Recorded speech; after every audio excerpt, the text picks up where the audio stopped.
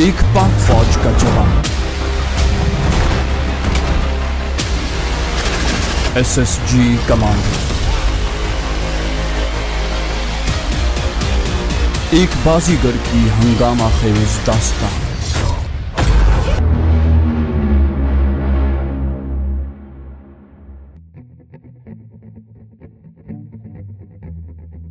कमरे में दाखिल होने वाले शख्स ने ट्रे हमारे सामने रखी और बगैर कुछ बोले वापस मुड़ गया।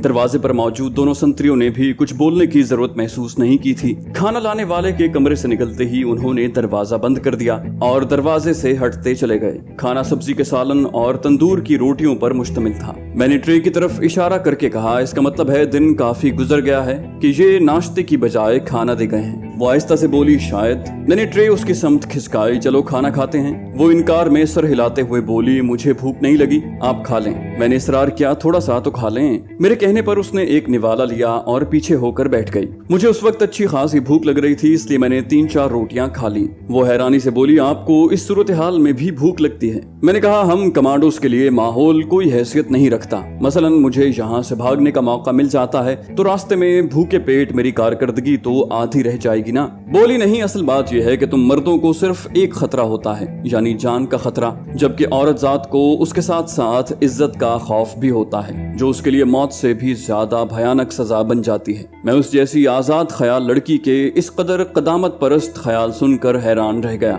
दरवाजे के बाहर एक मर्तबा फिर कदमों की आवाज आई और बावर्ची नुमा शख्स दरवाजा खोलकर अंदर दाखिल हुआ। उसने हाथ में एक कुर्सी पकड़ी हुई थी जो उसने कमरे के फर्श पर रख दी और खाने के बर्तन समेट कर कमरे से निकल गया। उसके साथ आने वाले दोनों गनमैन दरवाजे के दाएं बाएं खड़े हो गए थे। दोनों ने गन्नों को मजबूती से हाथों में पकड़ा हुआ था और हमारी हल्की सी जुम्बिश पर फायर करने के लिए तैयार थे। चंद लम्हों बाद अनिल आंखों पर स्याह चश्मा चढ़ाए कमरे में दाखिल हुआ और बड़े अंदाज से कुर्सी पर बराजमान हो गया। वो मुझे यकसर नजरअंदाज करते हुए बोला, हाँ तो शीतल बेबी क्या हाल है? लेकिन शीतल ने जवाब देने की बजाय खामोशी इख्तियार किए रखी। शीतल को खामोश पाकर वो दोबारा बोला, वैसे मुझे आपको इस हालत में देखकर बहुत अफसोस हुआ है। एक सेठ जादी और इस लाचारी की हालत में जमीन पर लेटी हुई है। शीतल गुस्से से बोली, हवालात में भी चारपाई नहीं मिलती जो तेरी आखिरी मंजिल है। उसका इस्तेहजाई कहकहा गूंजा, इसको कहते हैं रस्सी जल गई पर बल नहीं निकले। इससे पहले कि उसके जवाब में शीतल कुछ बोलती, किसी गाड़ी का तेज हॉर्न सुनाई दिया।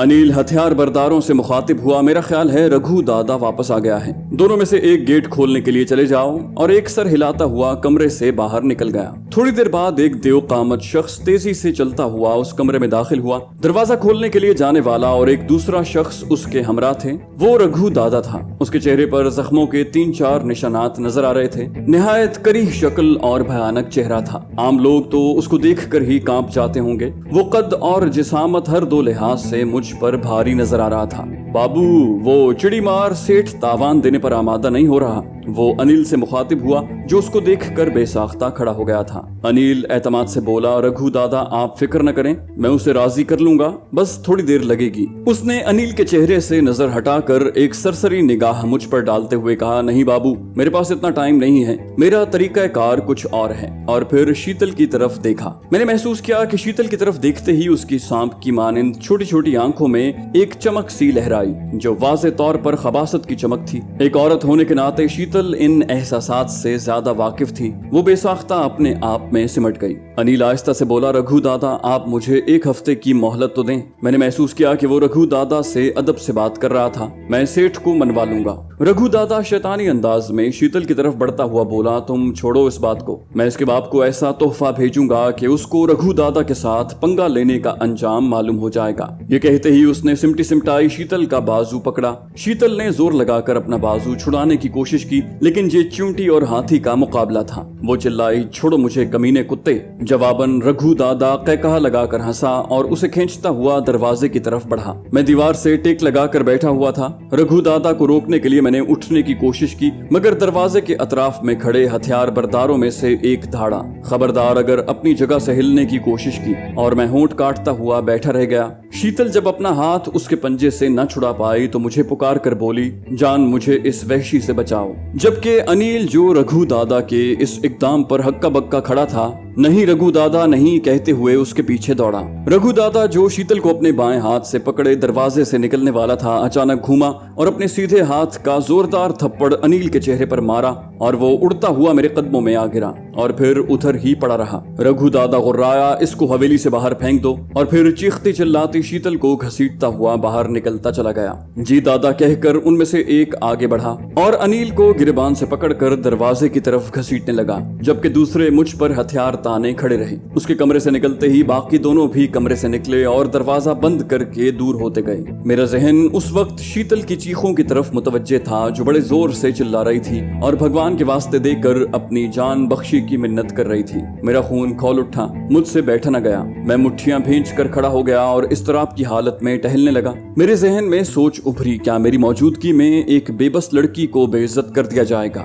मैं जोर से बोला, नहीं, कभी नहीं। उसे इस हालत में पहुंचाने का जिम्मेदार मैं हूँ, मुझे कुछ करना होगा। मैं दरवाजे की समत बढ़ा। टाइम बहुत कम था। रघु दादा पर शैतान सवार था। एक बात मेरे हक में चाहती थी कि उसने अपने बाकी बंदों को हुक्म दिया था कि अनिल को उस हवेली से बाहर फेंक आए, और इस मोहलत से फायदा न उठाना कुफराने नेमत था। मैंने दरवाजे को हाथ लगा कर देखा। दरवाजा मजबूत लकड़ी का बना हुआ था, लेकिन उसके बाहर लगी हुई जंजीर मुझे कोई खास मजबूत नजर न आई। सबसे अच्छी बात यह थी कि दरवाजा आम उसूल के बरखिलाफ बाहर की तरफ खुल रहा था। मैं दरवाजे से चंद कदम पीछे हटा और फिर दौड़कर अपने बाएं कंधे की जर्ब दरवाजे के दरमियान में लगाई। पहली जर्ब कामयाब रही और मैं दरवाजे की कुंडी तोड़ता हुआ बाहर जा गिरा। शीतल की चीखें दाएं तरफ 2 कमरे छोड़कर तीसरे कमरे से आ रही थी। मैं जमीन से उठकर उस समत दौड़ता चला गया। आसपास के मनाजिर से मैं बेनियाज हो गया था। उस कमरे तक का फासला मैंने दौड़कर तय किया। मेरी या शीतल की खुशकिस्मती के जज्बात में अंधे होकर रघु दादा कमरे का दरवाजा बंद करना भूल गया था।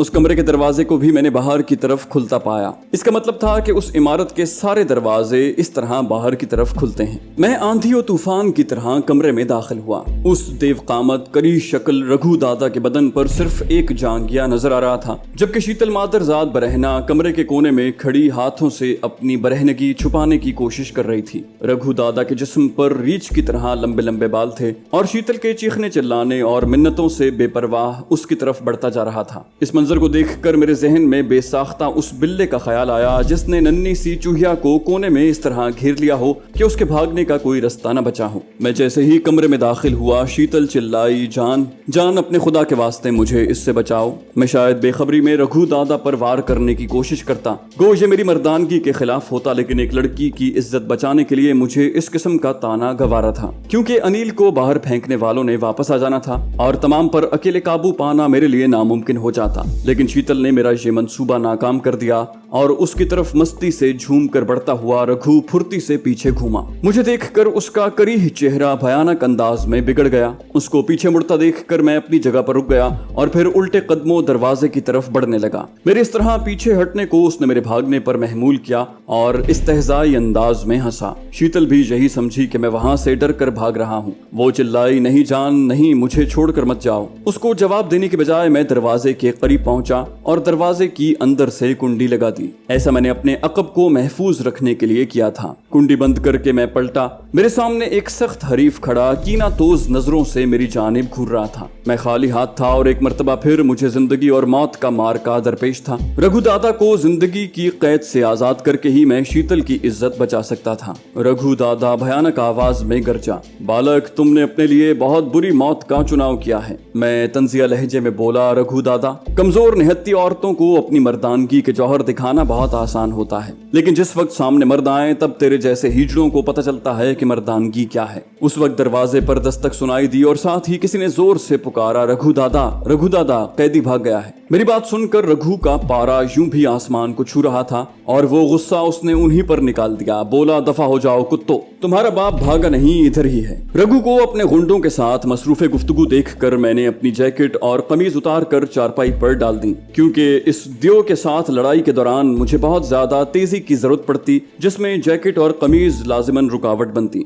बाहर से सहमी हुई आवाज आई, दादा फिर हम क्या करें? रघु बोला, बताया तो है, दफा हो जाओ। इसकी हड्डियां तोड़ने के लिए रघु दादा को किसी कुत्ते की मदद नहीं चाहिए। जी दादा कहकर वो दरवाजे से हटते चले गए। इस बात का अंदाजा मुझे उनके दूर जाते कदमों की चाप से हुआ। मैंने नजरें तिरछी करके शीतल की तरफ देखा। वो अभी तक उसी हालत में खड़ी थी, कपड़े का तार तक उसके बदन पर मौजूद नहीं था। रघु ने उसके लिबास को चीर फाड़ के उसके जिस्म से अलहदा किया था। मैंने हाथ बढ़ाकर चारपाई पर पड़ी अपनी जैकेट उठाई और उसकी तरफ उछाल कर बोला, ये पहन लो। वो जैकेट उसके जिस्म पर बहुत खुली थी, लेकिन बरहनगी छुपाने के लिए गनीमत थी। शीतल ने झपट कर जैकेट को पकड़ा और पहन ली। जैकेट ने रानों तक उसके बदन को छुपा लिया था। रघु अपनी मनहूस आवाज में गरजा, वाह भाई वाह, बड़ी तकलीफ हो रही है तुझे, लेकिन कब तक छुपाओगे इसे?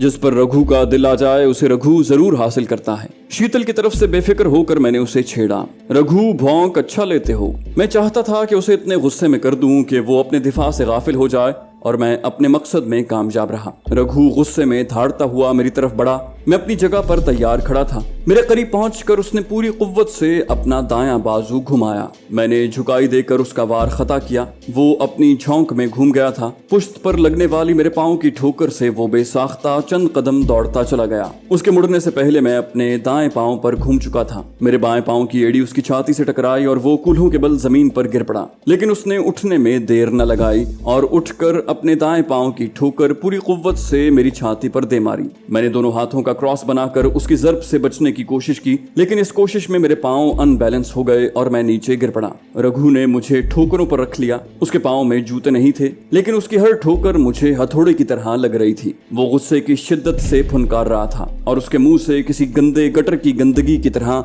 वाहियात गालियां निकल रही थी। तीसरी चौथी ठोकर पर उसका पांव मेरे हाथ में आ गया, जिसे खींच कर मैंने उसे जमीन चाटने पर मजबूर कर दिया। मैं उछल कर खड़ा हुआ और अपने पांव की एड़ी पूरी कुव्वत से जमीन से उठते रघु के माथे पर दे मारी। उसका सर एक धमाके के साथ जमीन से टकराया। ये उसकी खुशकिस्मती थी कि फर्श पुख्ता नहीं था, वरना उसका काम हो गया होता। जमीन कच्ची होने के बावजूद उसके मुंह से कराह खारिज हुई और उसके साथ ही उसके मुंह से गंदी गालियों की बौछार निकली। मैं उसे गुस्सा दिलाता हुआ बोला, खड़े हो जाओ ज़नखे, औरतों की तरह कोसने देने से बात नहीं बनेगी। वो एक मर्तबा फिर बकता झकता खड़ा हो गया। मैंने अपनी टांग लहरा कर उसकी छाती में मारने की कोशिश की, लेकिन मेरी टांग उसके हाथों में आ गई। उसने मेरे पांव को अपने हाथों में दबोच कर मुझे हवा में घुमाना चाहा। अगर वो इस बात में कामयाब हो गया होता तो आसानी से घुमाकर मुझे किसी दीवार से टकरा देता, लेकिन मैंने वो पांव उसके हाथ में रहने देते हुए उछलकर अपने दूसरे पांव की ठोकर उसके करीह चेहरे पर दे मारी। मेरा पांव उसके हाथ से छूट गया और वो मुंह के बल जमीन पर गिरने लगा, लेकिन मैं इस बात के लिए तैयार था, इसलिए दोनों हाथ जमीन पर टेक कर मैं अपने चेहरे को जमीन पर रगड़ने से बचा गया। रघु दादा मेरी तरफ बढ़ने की बजाय अपने कपड़ों की तरफ दौड़ा। मुझे पता चल गया कि वो कोई हथियार लेने के चक्कर में है। मैं भी उठकर उसके पीछे दौड़ा। वो उस वक्त झुककर अपने कपड़ों से कुछ निकालने की कोशिश में मसरूफ था। अगर मैं इसी तरह दौड़कर उसकी तरफ बढ़ता तो वो लाजिमन हथियार निकालने में कामयाब हो जाता। मैं अपनी जगह से उछला और हवा में तैरता हुआ उस पर जा पड़ा। अपनी कमर पर लगने वाली मेरे सर की चोट से वो मुंह के बल गिर पड़ा और उसके साथ ही मैंने उस पर ठोकरों की बारिश कर दी। उसे ठोकरें लगाते हुए मुझे अजीब सी लज्जत महसूस हो रही थी और ऐसा शायद शीतल के साथ उसके नारवा सलूक करने की वजह से था। उसने मेरा पांव पकड़ने की कोशिश की, लेकिन मेरी फुर्ती की वजह से उसे कामयाबी हासिल न हुई। वो लुढ़कनियां खाता हुआ मेरे पांव की पहुंच से दूर हटा और फिर उछल कर खड़ा हो गया। पसीना धारों की सूरत में हम दोनों के जिस्मों से बह रहा था। रघु किसी थके हुए कुत्ते की माने धांप रहा था। उसकी पहली अकड़ फूं और दमखम रुखसत हो चुका था।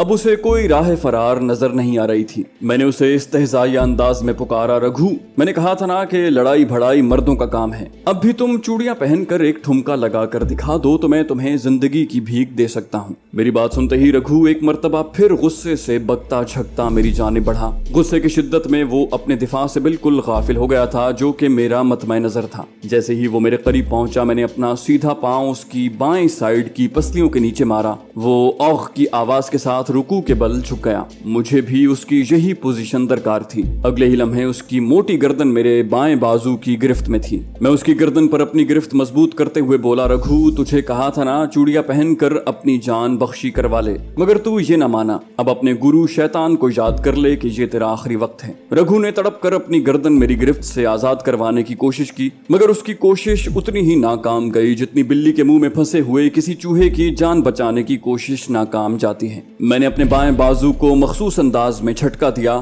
اور کٹاک کی آواز کے ساتھ رگھو کا جسم میرے ہاتھوں میں جھول گیا۔ میں نے اسے نفرت سے زمین پر پھینک دیا۔ کونے میں سمٹی شیتل بھاگ کر قریب آئی اور وارفتگی کے ساتھ مجھ سے لپٹ گئی۔ تم ٹھیک تو ہو نا؟ وہ میرے سینے پر ہاتھ پھیرتے ہوئے چاہت سے بولی۔ میں نے گہری سانس لیتے ہوئے کہا ہاں۔ اس کا اس طرح وارفتگی سے میرے ساتھ لپٹنا مناسب نہیں تھا، لیکن کوشش کے باوجود میں اسے خود سے علیحدہ نہ کر سکا۔ بڑی مشکل سے میں اپنے بازوؤں کو اس کے گرد گھیرا ڈالنے سے باز رکھ سکا۔ وہ اپنے ہاتھوں سے میرے چہرے کا پسینہ پونچھنے لگی۔ سردی کے باوجود اتنا پسینہ؟ میں نے کہا میں کھانا نہیں کھا رہا تھا، زندگی اور موت کی جنگ لڑ رہا تھا۔ میرے سینے کے ساتھ اپنا رخسار رگڑتے ہوئے وہ پیار سے بولی، میری خاطر ہے نا؟ میرے دماغ میں خطرے کی گھنٹی بجی اور شیتل کے اپنی طرف بڑھتے قدموں کو روکنے کے لیے میں نفی میں سر ہلاتے ہوئے بولا، نہیں، تمہاری جگہ پر کوئی بھی عورت ہوتی تو میں یہی کرتا۔ بولی، ہاں آپ ہیں ہی اتنے اچھے۔ میں نہ چاہتے ہوئے بھی مجبوراً بولا، اچھا آپ مجھ سے علیحدہ ہونے کی زحمت کریں گی؟ ابھی تک اس کے غنڈے صحیح سلامت باہر موجود ہیں۔ وہ بولی، آپ کی موجودگی میں مجھے کسی کا خوف نہیں۔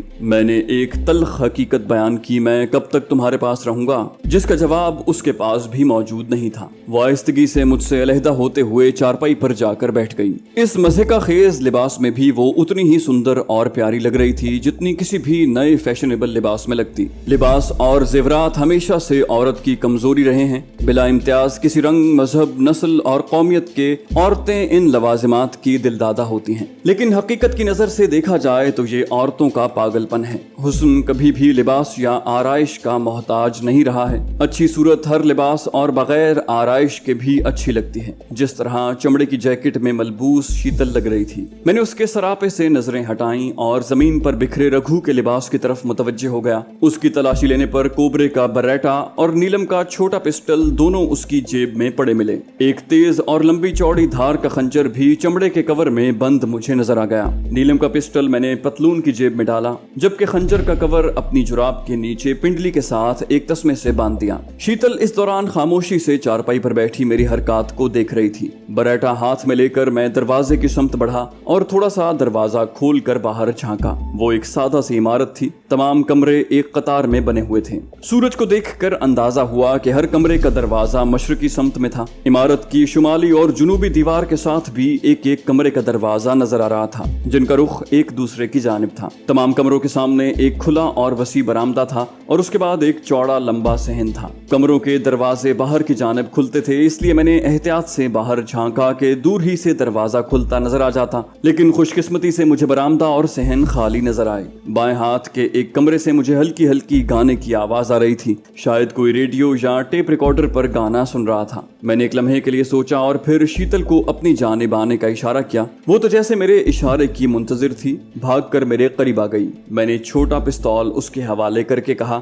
میں بائیں سمت کو جا رہا ہوں، تم کمرے کے اندر رہتے ہوئے داہنی جانب پر نظر رکھنا، یہ نہ ہو پشت کی جانب سے کوئی بھی مجھے پار کر دے۔ وہ جلدی سے بولی، بھگوان نہ کرے، برے شب تو منہ سے نہ نکالو۔ میں مستفسر ہوا، گولی تو چلا لو گی نا؟ وہ شرارت سے مسکرائی، یہ تو وقت آنے پر پتہ چلے گا، اور میں سر ہلاتا ہوا آواز والے کمرے کی سمت بڑھتا چلا گیا۔ وہ ریڈیو کی آواز تھی، کیونکہ جس وقت میں کمرے کے نزدیک پہنچا اس وقت کمپیئر سامعین کے خطوط پڑ رہی تھی۔ اس کے ساتھ رگھو کے غنڈوں کی بات چیت کی آوازیں بھی آ رہی تھیں۔ میں دبے قدموں دروازے کے قریب پہنچا۔ کمرے کا دروازہ نیم وا تھا۔ میرے ہاتھ میں موجود پستول فائرنگ پوزیشن میں ریڈی تھا۔ میں دروازے کو مکمل کھول کر کمرے میں داخل ہوتا ہوا بولا، ہینڈز اپ۔ وہ دونوں چارپائیوں کے اوپر لیٹے مصروف گفتگو تھے۔ ان کا تیسرا ساتھی ادھر نظر نہیں آ رہا تھا۔ میری دھاڑ سن کر وہ اچھل پڑے، لیکن ہاتھ اٹھانے کی ضرورت انہوں نے محسوس نہ کی اور جھپٹ کر اپنی کلاشنکوفیں اٹھانی چاہیں، لیکن یہ ان کی خام خیالی تھی۔ بریٹا پستول کی مزل سے نکلنے والی بے رحم گولیاں ان سے زیادہ تیز ثابت ہوئیں۔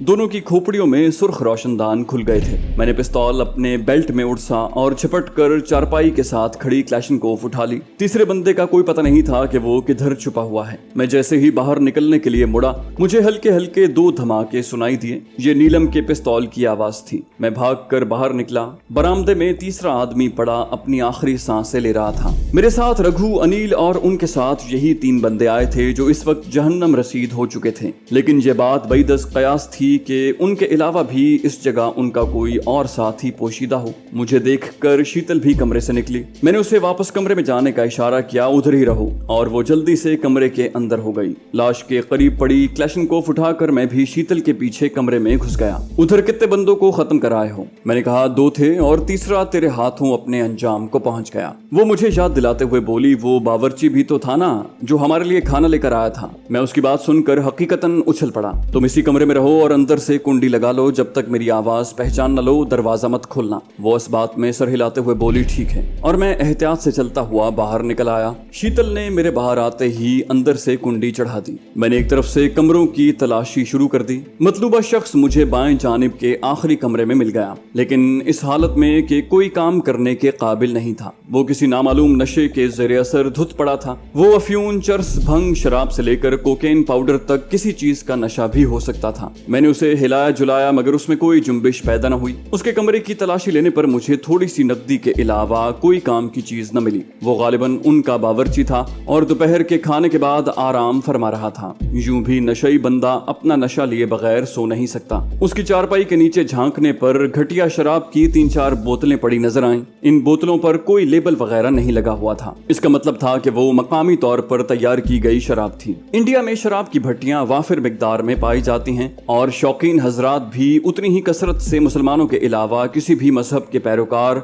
इससे एहतराज नहीं बरतते। बल्कि आजकल तो खाल खाल ही ऐसे मुसलमान पाए जाते हैं जो इस उम्मुल खबाइस से परहेज करते हों।